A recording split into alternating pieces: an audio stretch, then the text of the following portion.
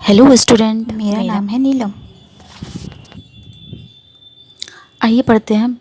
Who is a person. Person कौन होता है? सेक्शन 2 बताता है हमें सारा डिफिनेशन। कहीं से भी डिफिनेशन पूछे तो सेक्शन 2 में ही होगा। डिफिनेशन की सेक्शन होती है सेक्शन 2।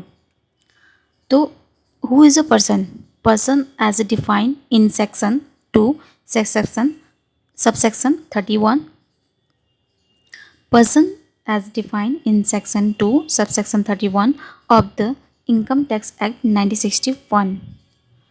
पर्सन में कौन कौन इंक्लूड होगा? Person include. पर्सन की डेफिनेशन इंक्लूसिव है। पर्सन की डेफिनेशन इंक्लूसिव है। जो इसमें नहीं आएंगे वो फिर भी इसमें आएंगे। मीन्स पर्सन में जो नहीं लिखा गया है वो फिर भी इसमें आएगा। ये एक्सक्लूडिव नहीं है डेफिनेशन, इंक्लूसिव डेफिनेशन है। जैसे कि एन इंडिविजुअल, रेसिडेंट और नॉन रेसिडेंट। जैसे कि आप और हम इंडिविजुअल हैं। Hindu undivided family, resident non resident. अभी हम लोग रेसिडेंट का कॉन्सेप्ट छोड़ देते हैं, रेसिडेंट का कॉन्सेप्ट नेक्स्ट में देखेंगे। बस एक बात समझ लीजिए। और हिंदू अनडिवाइडेड फैमिली में कौन नहीं आएगा? मुस्लिम और क्रिश्चियन का जो फैमिली बना होगा, क्रिएट हुआ होगा एचयूएफ, किसका मुस्लिम और क्रिश्चियन का जो एचयूएफ क्रिएट हुआ होगा वो नहीं आएगा हिंदू अनडिवाइडेड में। बाकी सब आएंगे। Company, Indian company, foreign company, ये भी आएंगे हमारे पर्सन में।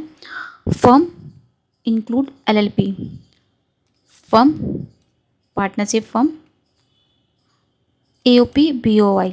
सबसे बड़ी बात यहाँ पे समझने वाली एओपी बीओआई है। एओपी बीओआई किसे बोलते हैं? एओपी जैसे कि इंडिविजुअल मिलके और कंपनी मिलके कोई काम एक साथ कर रहे हैं और उसमें प्रॉफिट अर्न हो रहा है, तो उस तरह की जो इनकम होगी वो भी कैलकुलेट होगी ये पर्सन में आकर।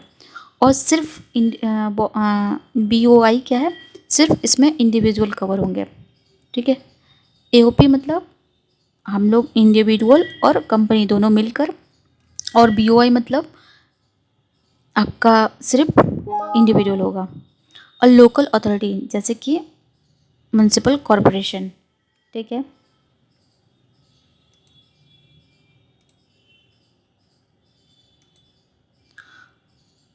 और local authority, municipal corporation. Every artificial judicial person, जैसे कि यहाँ पे क्या आप लोग एवरी आर्टिफिशियल जुडिशियल पर्सन में कौन आएगा? यूनिवर्सिटी, कॉलेज, शिव वेजल, टेम्पल, मंदिर। मंदिर के जो रिप्रेजेंटेटिव होंगे वो लोग भरेंगे टैक्स। अब ये टोटल इनकम क्या होता है? इसके पिछली क्लास में भी मैंने बताया था, एक बार फिर से देख लीजिए। इनकम का सोर्स कहीं से भी हो सकता है आने का। इनकम का सोर्स कहीं से भी हो सकता है आने का, बट डिस्ट्रीब्यूट कितने में होगा? ये 5 हेड में। पहला सैलरी, दूसरा हाउस प्रॉपर्टी, तीसरा पीजीबीपी, चौथा कैपिटल गेन और पांचवा हमारा अदर सोर्स। ठीक। और इसको कैलकुलेट करने का क्या तरीका है? टोटल इनकम को कैलकुलेट करने का, टोटल इनकम ऑफ 5 हेड्स यहाँ पे आ जाएगा। ठीक है। प्लस क्लबिंग, क्लबिंग के बारे में मैंने बताया था पिछली क्लास में। क्लबिंग का सेक्शन क्यों आया? क्योंकि पहले के लोग क्या करते थे, अपने वाइफ को पैसा ट्रांसफ़र कर देते थे इनकम टैक्स छुपाने के लिए, इनकम टैक्स बचाने के लिए।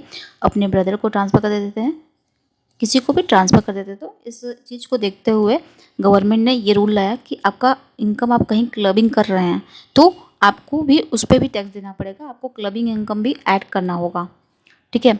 और फिर अगर कोई लॉस हो रहा है हमारे बिजनेस में, या आपको कोई लॉस हुआ है पिछले ईयर में या इस ईयर में, तो यहाँ पे वो माइनस हो जाएगा।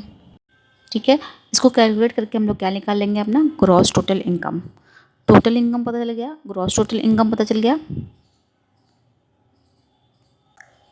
टोटल इनकम कैसे लाएंगे हम लोग? अपना टोटल इनकम ऑफ 5 हेड्स यहाँ पे लिख लेंगे।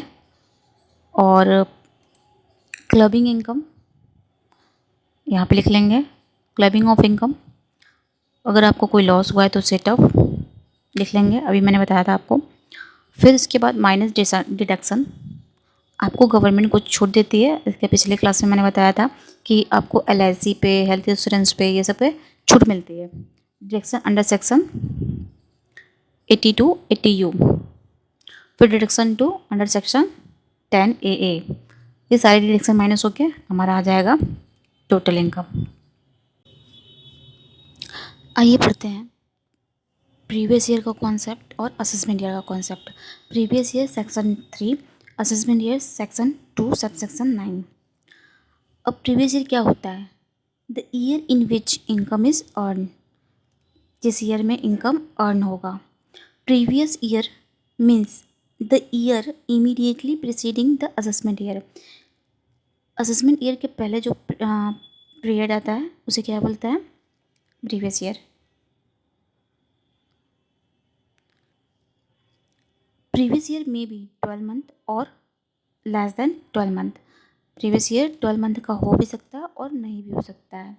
Starting date of setup of business, ये कब से काउंट होगा? जब से हम लोग अपना बिजनेस स्टार्ट करेंगे, ठीक है।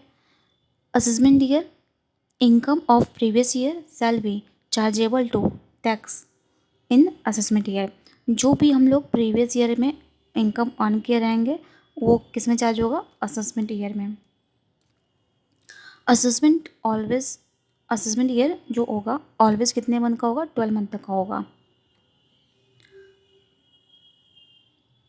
1/4 से, फॉर एग्जांपल 1/4 से 31 मार्च।